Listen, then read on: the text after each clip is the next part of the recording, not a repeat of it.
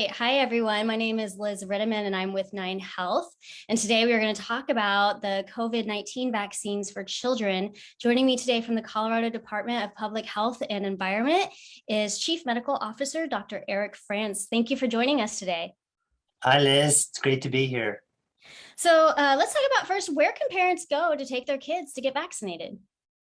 Well, the good news is that we have lots of places across the state. We've certainly made the effort to be sure in every county we have a vaccine provider, but we have hundreds of them. They're both traditional doctors' offices, but also public health offices. And this week, too, we'll be having them being offered at a variety of pharmacies as well.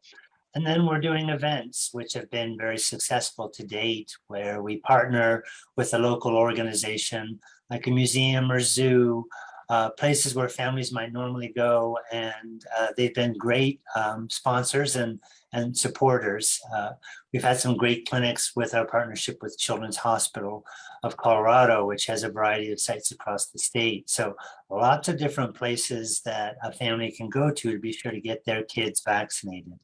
All right. Yeah, that's great. Get a vaccine and then go have some fun afterwards. Absolutely.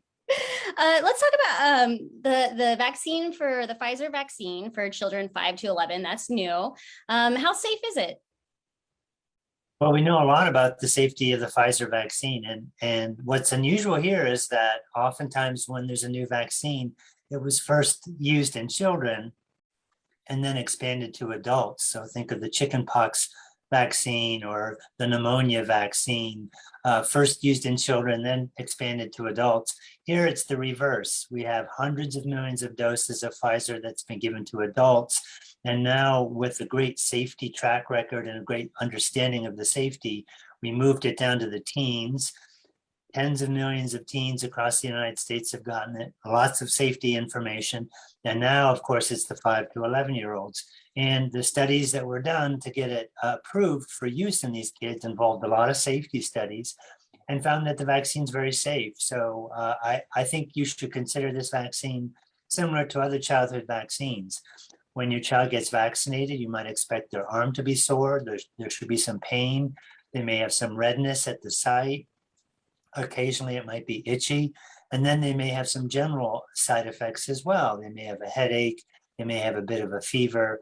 These are the kinds of things we see with other childhood vaccines, and it's no different for the COVID vaccine. So it's been very safe. We're very fortunate to have such a large track record on this vaccine and its safety before it was moved to children.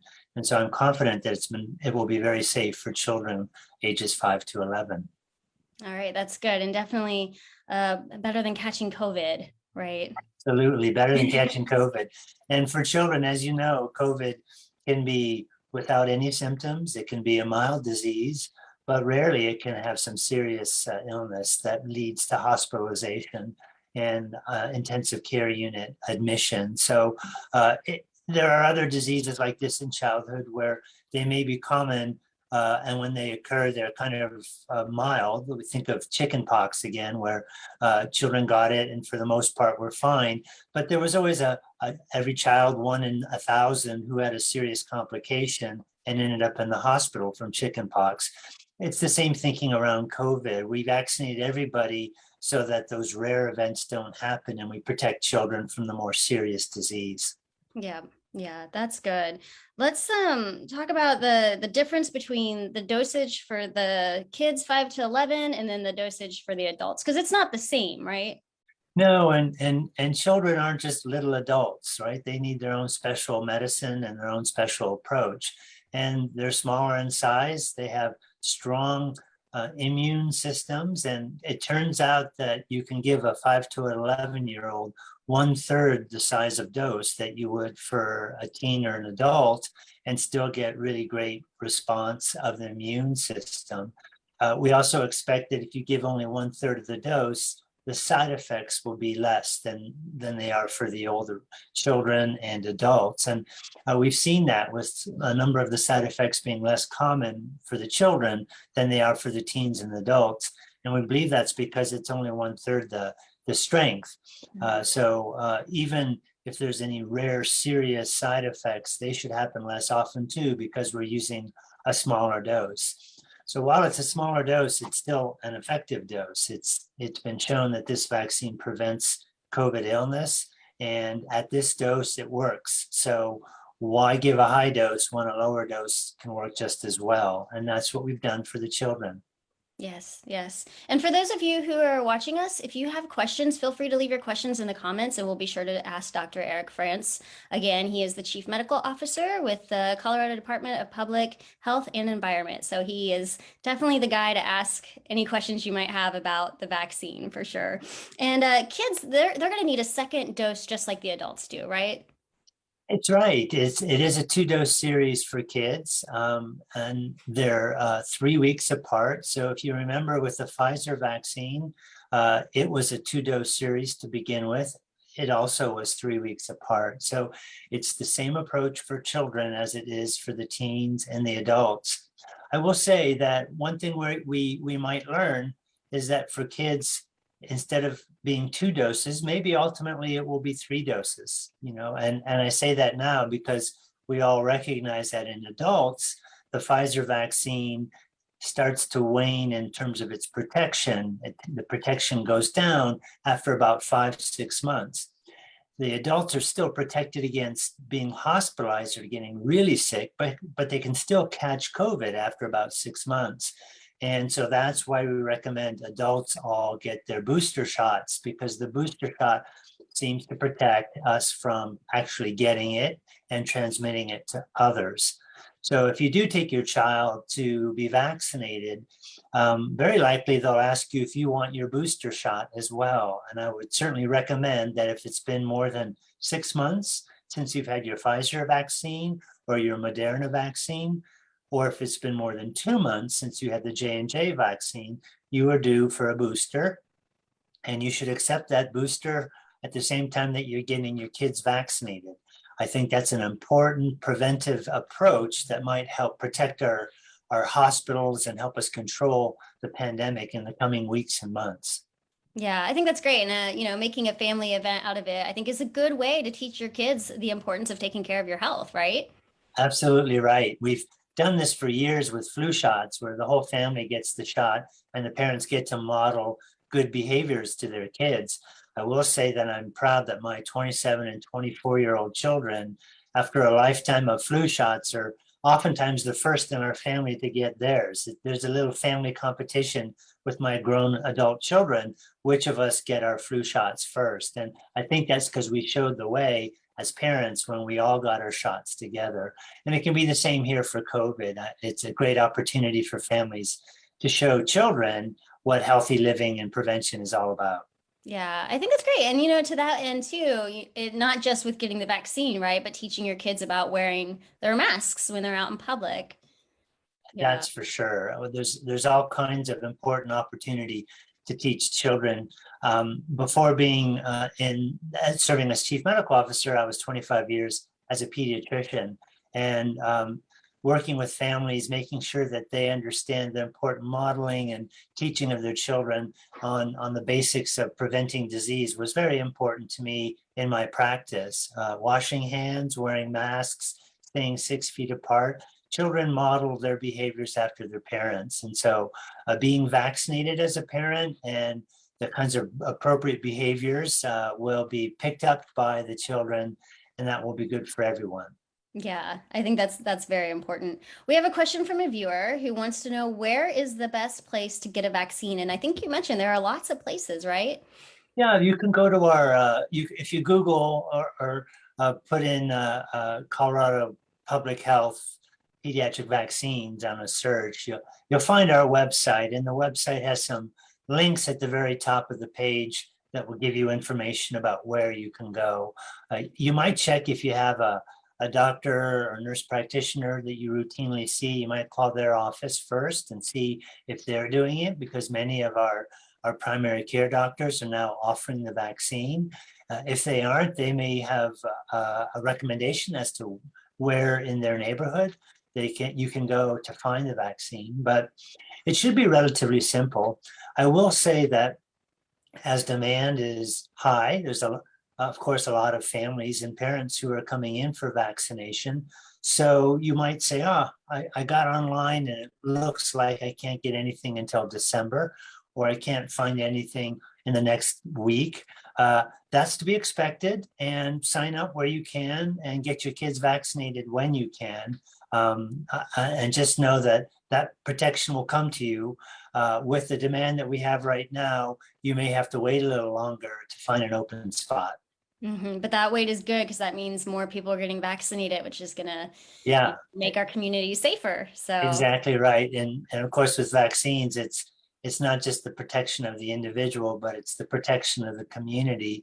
And it's a commitment to our neighbors and families and work colleagues when we get vaccinated, because if I'm vaccinated, I can't catch it or spread it to others who I might be exposing myself to. So it's a community good as well as an individual good.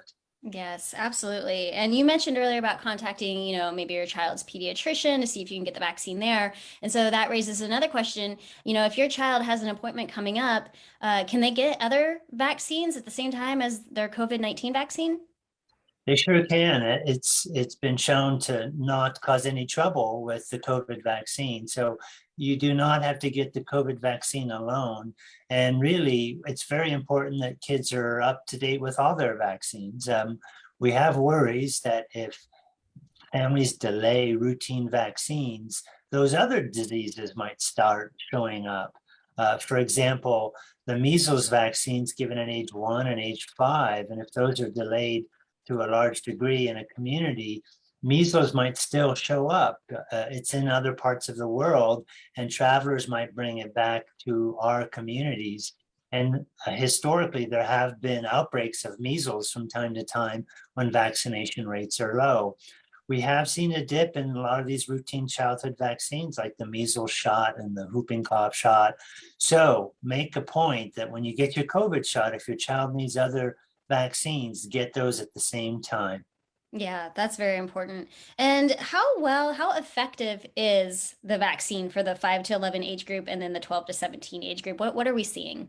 Yeah, it's very effective. And before I walk into that question, just another thought, of course, is that the importance of getting a flu shot, right? So Yes. um, while we talk about routine childhood vaccines, remember that the flu shot is a routine vaccine for children. And at many of the sites that are doing the COVID shots, they may also be offering flu shots as well. And please have your family and your children get the flu shot. It's particularly important this year because children spread flu within the school and then they bring it home to mom and grandpa. And occasionally grandpa who may not be vaccinated might end up in the hospital. And that's one less bed available for any other kind of illness. And so to protect our hospital beds right now, not only is COVID important, but the flu shot is important as well. Yeah. Coming back though to your question, Liz, about how effective is the vaccine in children. The study that was done that led to the approval of vaccination of COVID for 5 to 11-year-olds found it was over 90% effective at preventing disease in children. These studies involved a few thousand children, and the numbers were small. Of any 1,000 kids, it may only be 100 or so that might get COVID over a 4-month period. But certainly in the studies, they found a remarkable reduction. I want to say that the children who were in the control group who didn't get the vaccine had 160 cases, and the group that got the vaccine had something like 16 or 15. So it was a remarkable reduction of cases that was due to being vaccinated. So getting your child vaccinated will clearly prevent them from catching the disease. Kids who catch the disease can bring it home. There's about a 20% attack rate where they give it to another child at home or a parent at home. And there certainly have been cases and continue to be cases of kids bringing COVID to their family. So having that child vaccinated will protect them so they don't bring it home to other family members. Yeah, that's very important. When kids are going to get the vaccine, do parents need to go with them to their appointments? Well, certainly that's true for children on any child under the age of 18. This is a vaccine that requires the consent of a parent in order to be vaccinated. There may be different ways of setting up the consent.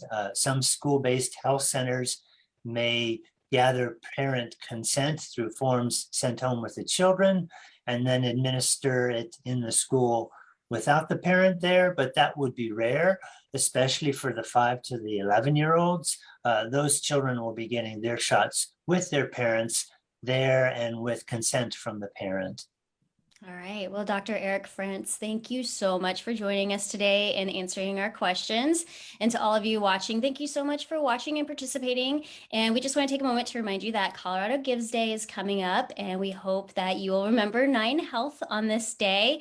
Your funding and support helps with the health fairs and helps with our vaccination clinic. So we hope with Colorado Gives Day coming up that you guys will remember us. So thank you all for watching, and we'll see you next time. Thank you, Liz. Bye-bye. Bye.